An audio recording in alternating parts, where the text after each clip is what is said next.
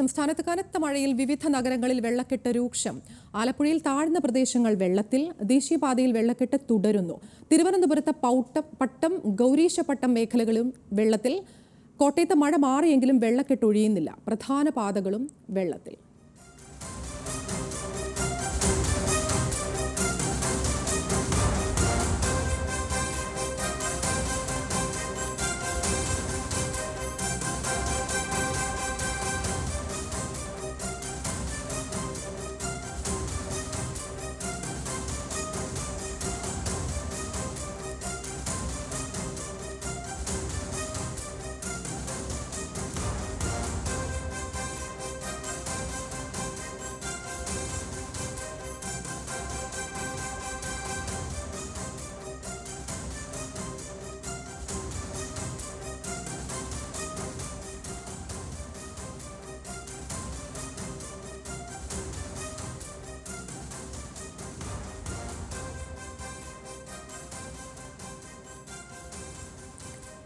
വിശദാംശങ്ങളുമായി തിരുവനന്തപുരത്ത് നിന്ന് അഞ്ജു ജയപ്രകാശും, കോട്ടയത്ത് നിന്ന് ഗോകുലും, ആലപ്പുഴയിൽ നിന്ന് മനീഷും ഉണ്ട്. ആദ്യം അഞ്ജുവിലേക്കാണ്. അഞ്ജു, സംസ്ഥാനത്ത് കനത്ത മഴ തുടരുകയാണ്. പലയിടങ്ങളിലും വെള്ളക്കെട്ടാണ്. കാലവർഷം ഇന്നെത്തുമെന്ന് മനസ്സിലാക്കുന്നു. എന്താണ് തിരുവനന്തപുരത്തെ ഒരു സാഹചര്യം? അതിന് 11 ജില്ലകളിലാണ് നിലവിൽ യെല്ലോ അലേർട്ട് തുടരുന്നത്. അതിൽ തിരുവനന്തപുരത്തും നിലവിൽ യെല്ലോ അലേർട്ടാണ് ഉള്ളത്. നിർത്താതെ പെയ്ത മഴയിൽ പല സ്ഥലങ്ങളിലും പല മേഖലകളിലും വെള്ളക്കെട്ട് ഉണ്ടായ സാഹചര്യം. നഗരത്തിൽ പലയിടങ്ങളിലും ഗതാഗത തടസ്സം ഉൾപ്പെടെ ഉണ്ടായിരുന്നു. പല തോടുകളും കരകവിഞ്ഞ് ഒഴുകിയ സാഹചര്യം, കടകൾ ഉൾപ്പെടെ അടയ്ക്കുന്ന സാഹചര്യമായിരുന്നു കഴിഞ്ഞ ദിവസങ്ങളിൽ ഉണ്ടായത്. രാത്രിയും ഏറെ പെയ്ത മഴയിൽ പല വീടുകളിലേക്കും വെള്ളം കയറി. അവിടങ്ങളിലുള്ള ആളുകളെ ദുരിതാശ്വാസ ക്യാമ്പുകളിലേക്കാണ് മാറ്റിയത്. ഏകദേശം 8ഓളം ദുരിതാശ്വാസ ക്യാമ്പുകളാണ് തിരുവനന്തപുരത്തുള്ളത്. അതിൽ 66 പേരെയാണ് ഈ ദുരിതാശ്വാസ ക്യാമ്പുകളിലേക്ക് മാറ്റിയിട്ടുള്ളത്. പിന്നെ ഈ മഴ കാരണം ഗതാഗതം തടസ്സപ്പെട്ട് പലയിടങ്ങളിലും വലിയ തരത്തിൽ ഗതാഗത സ്തംഭനം ഉൾപ്പെടെ ഉണ്ടായിട്ടുണ്ടായിരുന്നു. അത് പ്രധാനമായും ഈ കിഴക്കേക്കോട്ട, തമ്പാനൂർ മേഖലകളിലായിരുന്നു ഉണ്ടായിരുന്നത്.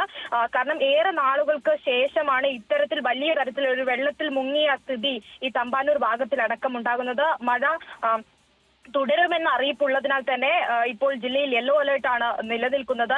ഏകദേശം ഇന്നലെ തന്നെ 68 മില്ലിമീറ്റർ മഴയാണ് തിരുവനന്തപുരത്ത് രേഖപ്പെടുത്തിയിട്ടുള്ളത്. പ്രധാനമായും വെള്ളയാണി, വർക്കല, പൊന്മുടി ഉൾപ്പെടെയുള്ള മേഖലകളിലൊക്കെ ശക്തമായ മഴയായിരുന്നു ഇന്നലെ ഉണ്ടായിരുന്നത്. പല മതിലുകൾ ഉൾപ്പെടെ ഇടിഞ്ഞു വീഴുന്ന സാഹചര്യം, കടകളിലേക്ക് വെള്ളം കയറുന്ന സാഹചര്യം, വീടുകൾ ഉൾപ്പെടെ വെള്ളം കയറുന്ന സാഹചര്യം. ഇതായിരുന്നു തിരുവനന്തപുരത്തിന്റെ ഇന്നലത്തെ കാഴ്ച. പതിവ് രീതി ഓണം രാവിലെ അല്പം മഴയുണ്ടെങ്കിലും നിലവിൽ ഇപ്പോൾ മഴ മാറി നിൽക്കുന്ന ഒരു സ്ഥിതിയാണ് തിരുവനന്തപുരത്തുള്ളത്. പ്രധാനമായിട്ടും വെള്ളക്കെട്ട് ഉള്ള, അതായത് മനീഷ് ദേവൻ കൂടി ചേരുന്നുണ്ട്. മനീഷ, ഇന്നലെ ആലപ്പുഴ നഗരം ഒട്ടാകെ വെള്ളമായിരുന്നു. ഇപ്പോഴും അതേ അവസ്ഥ തുടരുകയാണോ? ഈ യെല്ലോ അലേർട്ട് 11 ജില്ലകളിലാണ് പ്രഖ്യാപിച്ചിരിക്കുന്നതെന്നാണ് മനസ്സിലാക്കുന്നത്. ആലപ്പുഴ ആ പരിധിയിൽ വരുമോ? എന്താണ് വിവരങ്ങൾ? നിലവിൽ ആലപ്പുഴയിൽ മഴയ്ക്ക് നേരിയ ശമനമുണ്ട്. ഇടവിട്ടുള്ള മഴ മാത്രമാണ് ലഭിക്കുന്നത്. പക്ഷേ ഇപ്പോൾ പ്രധാനമായും ആലപ്പുഴയിലെ താഴ്ന്ന പ്രദേശങ്ങളെല്ലാം തന്നെ വെള്ളത്തിലായിരിക്കുന്ന ഒരു സാഹചര്യമാണുള്ളത്. ഇതിൽ ഏറ്റവും പ്രധാനമായിട്ടുള്ളത് പാടശേഖരങ്ങളിൽ രണ്ടാം കൃഷിക്കായി വെള്ളം കയറ്റിയത്, അതിനോടൊപ്പം തന്നെ ഈ വലിയൊരു മഴയും എത്തിയതാണ് പ്രശ്നങ്ങൾ കൂടുതൽ രൂക്ഷമാക്കിയത്. രണ്ടാം കൃഷിക്കായി പാടശേഖരങ്ങളിൽ വെള്ളം കയറ്റി പാടത്തെ കൃഷിയോഗ്യമാക്കേണ്ട ഒരു സാഹചര്യമുണ്ട്. അത്തരത്തിൽ വെള്ളം കയറ്റിയതായിരുന്നു ഇവിടെ പലയിടങ്ങളിലും. പക്ഷേ ഈ പാടശേഖരങ്ങളിൽ വെള്ളം കയറ്റിയതിന് തൊട്ടു പിന്നാലെയുള്ള ഈ അതിശക്തമായ മഴ എത്തിയതോടെ വെള്ളം പമ്പ് ചെയ്ത് കളയുന്നതിലും തടസ്സമുണ്ട്. പമ്പ് ചെയ്ത് കളയുന്നതിന് പരിധിയുണ്ട്.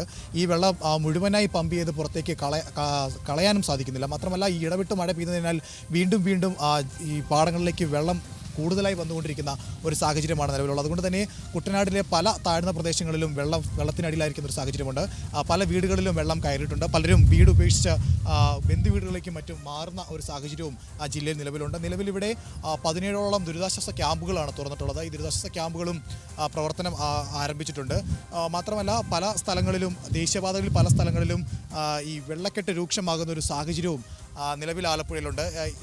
ഇവിടെ ഇപ്പോൾ മഴയ്ക്ക് ചെറിയ ശമനമുണ്ടെങ്കിലും അന്തരീക്ഷം മൂടിക്കെട്ടി തന്നെയാണ് നിൽക്കുന്നത്. തുടർന്നുള്ള സമയങ്ങളിൽ ശക്തമായ മഴയ്ക്ക് സാധ്യതയുണ്ട്. അങ്ങനെ മഴ പെയ്യുകയാണെങ്കിൽ കുട്ടനാട് അടക്കമുള്ള സ്ഥലങ്ങൾ വെള്ളപ്പൊക്ക ഭീഷണിയിലേക്ക് പോകുന്ന ഒരു സാഹചര്യമാണ് നിലവിലുള്ളത്. ആതിര, കോട്ടയത്ത് നിന്ന് കോട്ടയത്ത് നിന്ന് ഗോകുൽ കൂടി ചേരുന്നുണ്ട്. ഗോകുൽ, ഇന്നലെ കോട്ടയത്ത് വീടുകളിലടക്കം വെള്ളം കയറുന്നൊരു സാഹചര്യം ഉണ്ടായിരുന്നു. പരക്ക മഴ തുടരുകയാണ് ഇപ്പോഴും. നിരവധി നാശനഷ്ടങ്ങൾ അടക്കം റിപ്പോർട്ട് ചെയ്യുന്നുണ്ട്. എന്താണ് കോട്ടയത്തെ ഒരു സാഹചര്യം? മഴ ഇപ്പോഴും ശക്തമാണോ കോട്ടയത്ത്?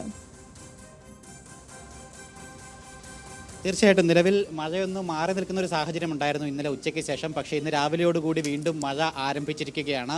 അതോടൊപ്പം തന്നെ ജില്ലയിൽ പലയിടങ്ങളിലും പല നഗരങ്ങളിലും വെള്ളക്കെട്ട് അതിരൂക്ഷമായി തന്നെ തുടർന്നുകൊണ്ടിരിക്കുകയാണ്. നമ്മളിപ്പോൾ നിൽക്കുന്നത് കോട്ടയത്ത് നിന്നും കുമരകത്തേക്ക് പോകുന്ന വഴിയുള്ള ഇല്ലിക്കൽ ഭാഗത്താണ്. അതിരൂക്ഷമായിട്ടുള്ള വെള്ളക്കെട്ടാണ് ഇന്നലെ രാവിലെ മുതൽ ഈ പ്രദേശത്ത് തുടരുന്നത്. ഇവിടെ റോഡുകളിൽ ഇങ്ങനെ ഇടവിട്ടിടവിട്ട് വെള്ളക്കെട്ട് ഉണ്ട്. അതുകൊണ്ട് തന്നെ ഗതാഗതം വലിയ ബുദ്ധിമുട്ടിലൂടെയാണ് കടന്നു പോകുന്നത്. സമീപ പ്രദേശങ്ങളിലെ കടകളിലേക്കൊക്കെ തന്നെ വെള്ളം കയറിയിട്ടുണ്ട്.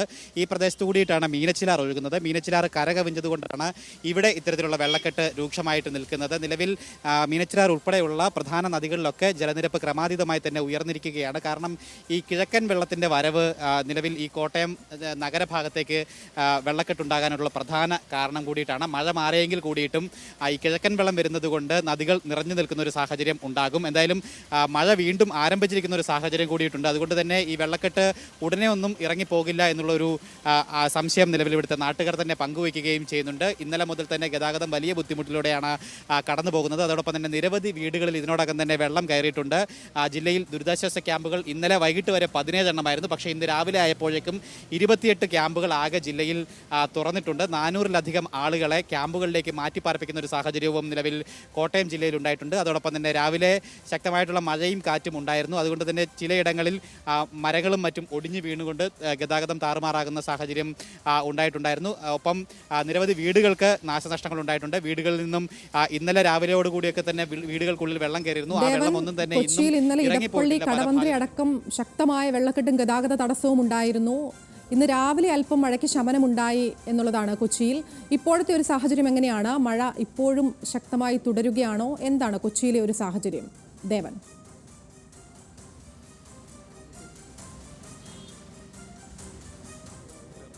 മഴ മാറി നിൽക്കുന്ന ഒരു അന്തരീക്ഷമാണ് ഇപ്പോൾ ഉള്ളത്. എന്നാൽ അന്തരീക്ഷമെല്ലാം ഇപ്പോഴും ഇരുണ്ടും മൂടി തന്നെ കിടക്കുകയാണ്. എന്നാൽ അടുത്ത മണിക്കൂറുകളിൽ മഴ പ്രതീക്ഷിക്കുന്നുണ്ട് എറണാകുളം ജില്ലയിൽ. ഞാനിപ്പോൾ നിൽക്കുന്നത് കളമശ്ശേരി ഭാഗത്താണ്. കഴിഞ്ഞ ദിവസം ഇന്നലെ ഇവിടെ പെയ്ത മഴയിൽ ഈ കാണുന്ന പ്രദേശത്ത് രൂക്ഷമായൊരു വെള്ളക്കെട്ട് അനുഭവപ്പെട്ടിരുന്നു. ഈ കാണുന്ന വീടുകളുടെ എല്ലാം അതിൻ്റെ അത്ര പൊക്കത്തിലാണ് ഇന്നലെ ഇവിടെ വെള്ളക്കെട്ട് അനുഭവപ്പെട്ടത്. നമുക്കൊരു ഇന്നലത്തെ വെള്ളക്കെട്ട് ഇന്നലെ മാത്രമല്ല, ഇന്നലെ മിനിഞ്ഞാതുമായിട്ട് ഇവിടെ തുടർച്ചയായിട്ട് വെള്ളക്കെട്ടാണ്. ഇത് കളമശ്ശേരി നഗരസഭയിൽ 21 വാർഡ് മുതൽ 31 വാർഡ് വരെ ഉള്ള വെള്ളമാണിത്.